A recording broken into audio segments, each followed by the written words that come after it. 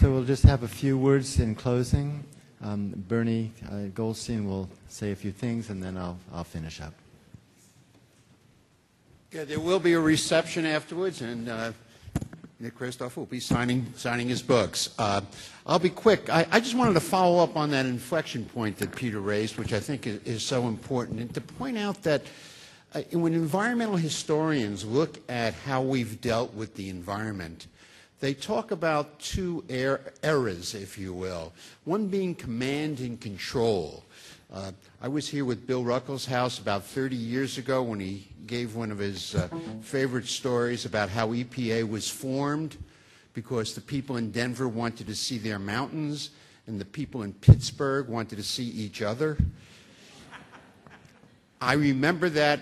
My wife's looking at me, and he can't remember where he put his cell phone 5 minutes ago. I remember that because he usually told the story as people in Denver wanted to see their mountains and the people in Los Angeles wanted to see each other. But for Pittsburgh, he changed it specially because he was a politician and he knew his audience.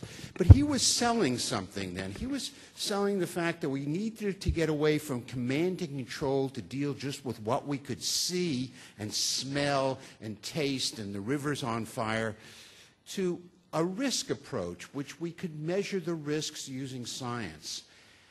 And we did. It was slow. It took a while.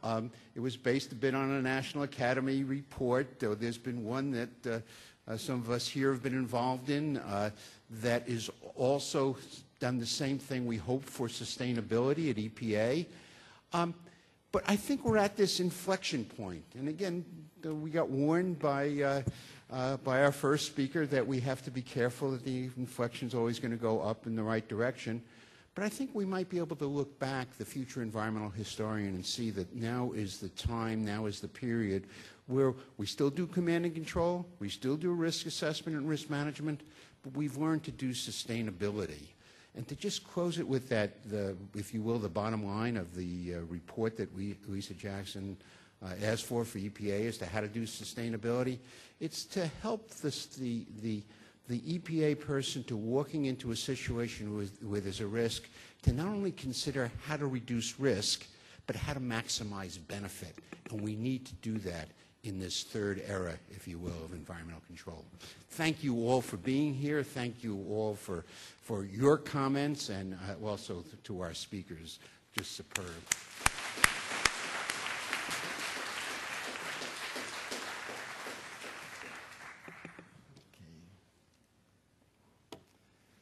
Well, I want to express my thanks and those of my family who are here and those of my family who are not here for this wonderful opportunity to celebrate this 100th anniversary of my father's birth. To come back to Pittsburgh, where the important polio vaccine work was done, a place that was very dear to my father's heart, I think this has just been a wonderful occasion for me and for all of us to put attention on his life and the implications for the future. The photo that's up behind me was taken 20 years ago today on my father's last birthday while he was with us when he was 80 years old. And I thought that I'd let my father say a few words for himself at this point. Yeah. And it is, of course, a subject to examine what you really meant by being a wise ancestor, a good ancestor. Well, I'm sure that just as we look back into the past to those who've preceded us, we recognize that some of those who've gone before have been wiser than others. And the question that I have been asking in recent years, amongst others, is, are we being good ancestors?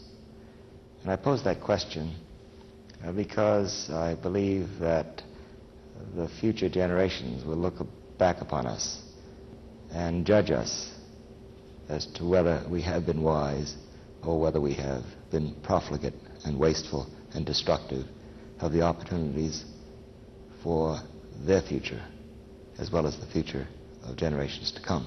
And you're as if when things get bad enough, then something happens to correct the course.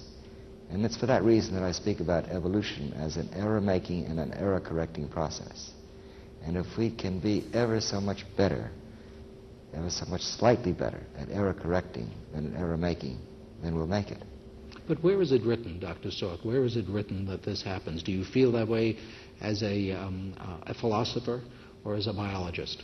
Both, if you like, as a biophilosopher, as someone who draws upon the scriptures of nature, recognizing that we are the product of the process of evolution. And in a sense, we have become the process itself through the emergence and evolution of our consciousness, our awareness, our capacity to imagine and to anticipate the future and to choose from amongst alternatives. I have continued also to develop these ideas in trying to understand these paradoxes. And in the course of this, I've recognized that there is this instinct that I've recognized in myself and others, which is to reach into the future, and this instinct for what I call ancestorhood, a concern that we begin to be conscious of after we've been through the period of parenthood, we've been through the period of adulthood, of childhood, and that there is a phase in our lives in which we seem to have an instinct and a desire to leave behind something meaningful, to have done something meaningful. And I see this in many people who have become very wealthy, been very successful, but there's something gnawing in them that says that there's something more that I must do. And I find this encouraging and refreshing. And I see this as a sign in such people and in younger people that there is developing a force that will express itself in a very positive way and very soon.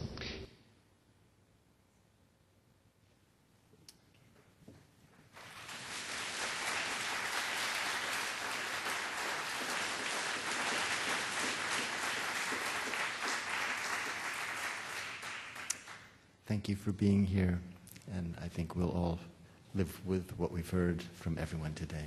Thanks.